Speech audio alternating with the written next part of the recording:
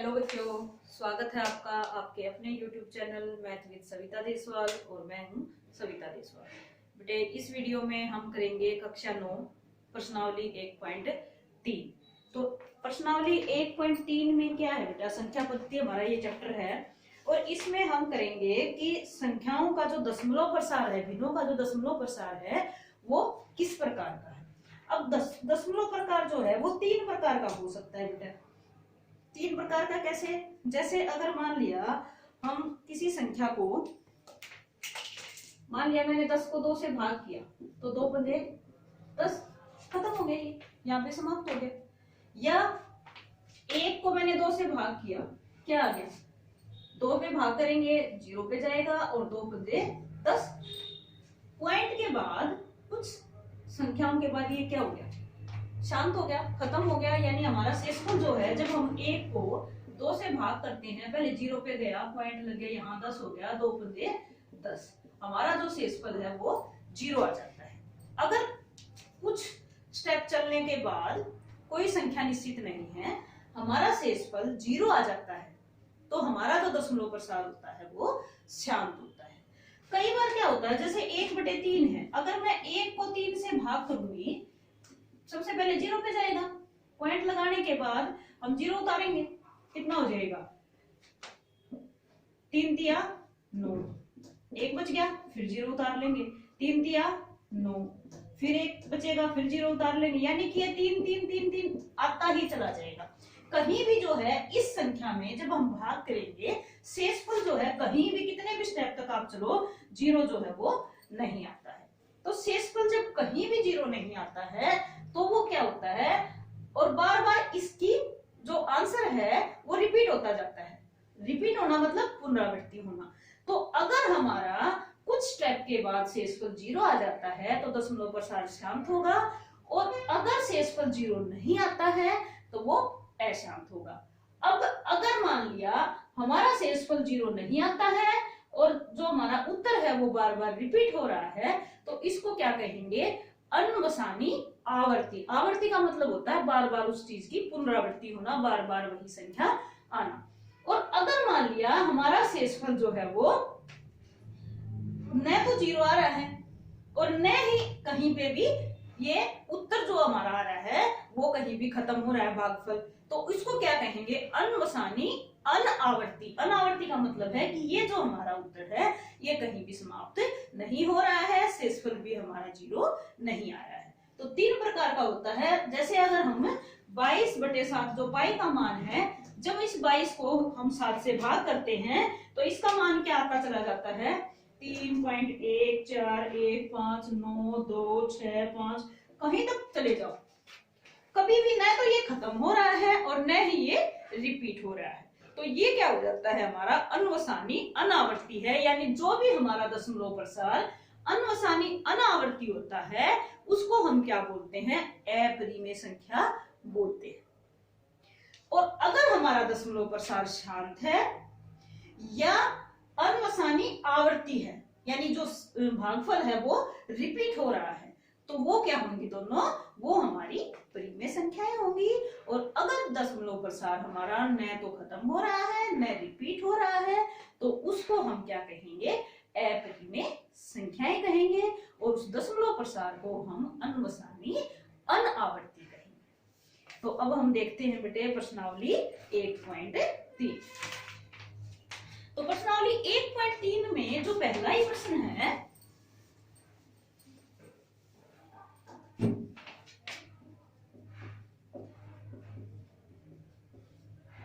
प्रश्नावली 1.3 है, उसमें पहला ही प्रश्न है, निम्नलिखित भिन्नों को दशमलव रूप में लिखिए और बताइए कि प्रत्येक का दशमलव प्रसार किस प्रकार का है।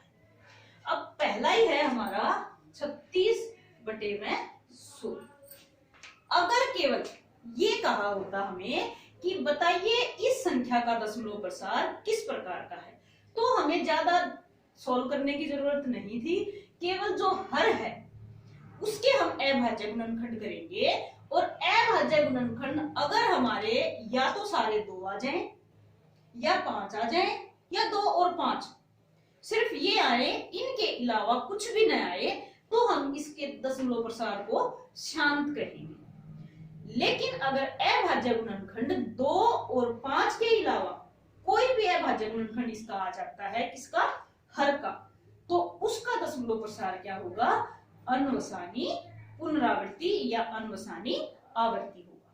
लेकिन इन्होंने क्या कहा है कि दशमलव रूप में लिखिए। दशमलव रूप में लिखने के लिए हम क्या करेंगे, इसको 36 को जब 100 से भाग करेंगे तो 0.36 आ जाएगा। और क्योंकि ये समाप्त हो जाता है तो इसको क्या लिखेंगे हम, इस दशमलव प्रसार को शांत लिखेंगे। ये दशमलव प्रसार हमारा क्या है, ये दशमलव प्रसार हमारा शांत।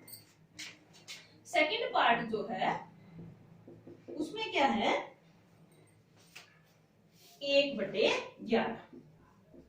अब मैंने बताया था कि जो हर है उसके अभाज्य गुणनखंड 2 और 5 के अलावा कुछ भी है तो वो अशांत होता है, अनवसानी आवर्ती होता है। अब क्योंकि 11 के अभाज्य गुणनखंड में तो 2 है और नहीं 5 है, तो ये तो हमें पता लग गया कि ये शांत नहीं है, ये अशांत आवर्ती है। आवर्ती क्यों है, क्योंकि हमें पता है अगर ये हम भिन्न के रूप में लिख रहे हैं तो ये एक परिमेय संख्या है, और परिमेय संख्या का जो दशमलव रूप होता है वो कहीं ना कहीं जाके या तो रिपीट होता है या शांत होता है। शांत ये इसलिए नहीं है क्योंकि इसके अभाज्य गुणनखंड तो 2 है और नहीं 5 है। 2 और 5 के अलावा है कोई ना कोई, यानी 11 है, तो इसलिए ये शांत तो नहीं है। अब इसको लिखना है हमें दशमलव रूप में। दशमलव रूप में कैसे लिखेंगे, 1 को 11 से जब हम भाग करेंगे तो पहले 0 पे जाएगा, 0 उतारो, फिर भी 0 पे गया, फिर एक 0 उतारो, 11 निम 99 बच गया। 100 में से 99 जाएगा तो क्या बचेगा, 1 बचेगा, फिर एक 0 उतारो, फिर 0 पे गया, फिर एक 0 उतारो, फिर 9 पे गया, 11 निम 99, फिर 1 बच गया, फिर 0 पे जाएगा और फिर 9 पे जाएगा। यानी कि क्या रिपीट हो रहा है हमारा, 9 0 9 0 9 0, इस प्रकार हमारा रिपीट होता चला जाएगा। तो जो ये बार है ये हमें बार बार लगाने की जरूरत नहीं होती। तो 1/11 का जो दशमलव प्रसार है उसको हम क्या लिखेंगे, 0.090, यानी 9 और 0 जो है वो बार बार रिपीट हो रहा है। तो इसका दशमलव प्रसार क्या होगा, अशांत। अशांत क्यों है, क्योंकि कहीं भी शेषफल जो है वो शून्य नहीं आएगा, इसलिए अशांत है। और पुनरावृत्ति क्यों है, क्योंकि 9090 जो है वो बार बार रिपीट हो रहा है, इसलिए इसका दशमलव प्रसार अनवसानी आवर्ती है, या पुनरावृत्ति भी कह सकते हो या आवर्ती है। ठीक है। थर्ड पार्ट जो है वो है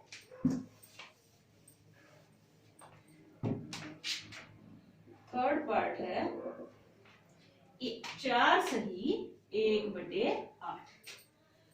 पहले मिश्रित भिन्न को खत्म करेंगे, 8 चौके 32, 32 और 1 33/8। अब क्या करेंगे, 33 को 8 से भाग करेंगे, 8 चौके 32 बच गया 1, पॉइंट उतार लेंगे 0, यहाँ पॉइंट लग जाएगा। अब 10 जो है वो 8 से बड़ा है, इसलिए 8 एकम 8, फिर 2 बच गया, एक 0 और उतार ली, 8 दूनी 16 बच गए 4, फिर 0 उतार ली, 8 पंजे 40। तो क्या हुआ, शेषफल जो है वो हमारा शून्य आ जाता है, और शेषफल शून्य आ जाता है तो इसका जो दशमलव प्रसार होगा वो क्या होगा, शांत होगा। क्या लिखेंगे, शांत। और इसका दशमलव प्रसार आ जाता है 4.125, और दशमलव प्रसार कैसा है, शांत। ठीक है। तो इसमें हमें सभी क्वेश्चंस में क्या करना है, जिसका शेषफल 0 आ जाए उसको हम क्या लिखेंगे, शांत, और जिसका दशमलव ना जिसका शेषफल जो है वो शून्य नहीं आए उसको लिखेंगे अनवसानी आवर्ती, यानी उसका दशमलव प्रसार जो है वो शांत नहीं है, वो अशांत है। तो ये तो सेम ही है बेटा, मेरे ख्याल में आप कर लोगे इनको। सेकंड क्वेश्चन पे चलते हैं। सेकंड क्वेश्चन में कहता है, आप जानते हैं कि 1/7, सेकंड क्वेश्चन में फर्स्ट पार्ट है कि 1/7 का मान कितना है, 0.142857, और ये बार लगा हुआ है। बार लगने का मतलब है कि जब हम 1 को 7 से विभाजित करते हैं तो हमारा जो उत्तर आता है वो 1 4 2 8 5 7 के बाद वापस फिर से 1 से शुरू हो जाएगा। 1 4 2 8 5 7 होएगा और फिर वही शुरू हो जाएगा। यानी कि जिस संख्या के ऊपर बार लगा हुआ है वह संख्या उत्तर में यानी भागफल में बार बार रिपीट होती है। इसलिए हम इस संख्या को 0 पॉइंट जो सी संख्या रिपीट हो रही है उसके ऊपर बार लगा देते हैं। जैसे जब हमने 1 को 3 से विभाजित किया था तो हमारा आंसर आया था ये। तो इसको ये लिखने की बजाय हम क्या लिख देते हैं 1/3 बराबर 0.3 बार। बार का मतलब है कि ये 3 जो है वो बार बार रिपीट हो रहा है। तो इसी प्रकार ये सारी संख्याएं जो हैं जब हम 1 को 7 से भाग करेंगे तो बार बार रिपीट हो रही थी। तो इसने कहा है कि हम जानते हैं कि 1/7 बराबर ये है।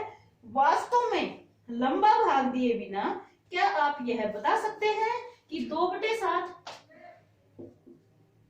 3/7, 4/7, 5/7 और 6/7 के दशमलव प्रसार क्या है? तो बेटा क्योंकि हम 2/7 को क्या लिख सकते हैं 2 गुणा में 1/7 लिख सकते हैं। तो क्या करेंगे हम 2 गुणा में 1/7 का मान क्या था? 1/7 का मान था 0.1428557। इसको क्या करेंगे हम 2 से गुणा कर देंगे। तो हमारा आंसर क्या आ जाएगा 2 से गुणा करेंगे तो ये आ जाएगा बेटे हमारा 0.2 से गुणा करेंगे 2 सत्ते 14, 2 पंजे 10 और 1 11, 1 असल था, 2 अठे 16 और 1 17, 1 असल, 2 दूनी 4 और 1 5, 2 चौके 8 और 2 एकम 2 और इसके ऊपर क्या आ जाएगा 12 आ जाएगा। अगली बार क्या करेंगे इसको 3 गुणा में 1/7 लिख सकते हैं। तो यानी 3 गुणा में 0.1428557। अब क्या करेंगे इस संख्या को हम 3 से गुणा कर देंगे क्योंकि इन्होंने कहा है बिना लंबी विभाजन किए आपको बताना है यानी भाग करके नहीं दिखाना है। तो 3 से गुणा करेंगे तो 3 सत्ते 21, 2 3 पंजे 15 और 2 17, 1 हसल, 3 अठे 24 और 1 25, 2 हसल, 3 दूनी 6 और 2 8, 3 चौके 12, 1 हसल, 3 एकम 3 और 1 4 और 0 को गुणा करेंगे तो 0।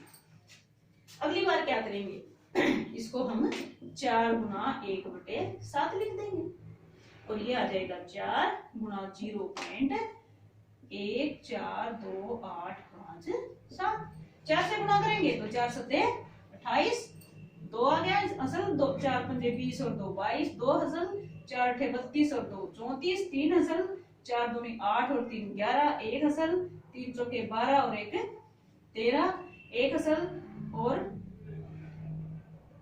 4 से 28, 2 थे, 4 पंजे 20 और 2 22, 2 हसल थे, 4 अठे 32 और 2 34, 3 हसल थे, 4 दूनी 8 और 3 11, 1 हसल था, 4 चौके 16 और 1 हसल था 17। 1 हसल हो गया, 4 एकम 4 और 1 5 और 0 ये थी ही ये। अगली बार इसको हम 5 गुणा 1/7 लिख देंगे और अगली बार 6 गुणा 1/7 लिख देंगे और 1/7 का जो मान था इसमें 5 से गुणा कर देंगे और इसमें 6 से गुणा कर देंगे। तो ये क्या आ जाएंगे हमारे 2/7, 3/7, 4/7, 5/7 और 6/7 का मान आ जाएगा बिना लंबी विभाजन किए। तो इस वीडियो में बेटा इतना ही।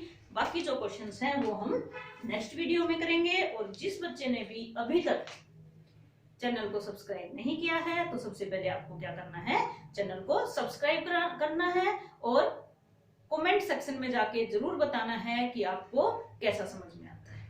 ठीक है बेटे, बाय।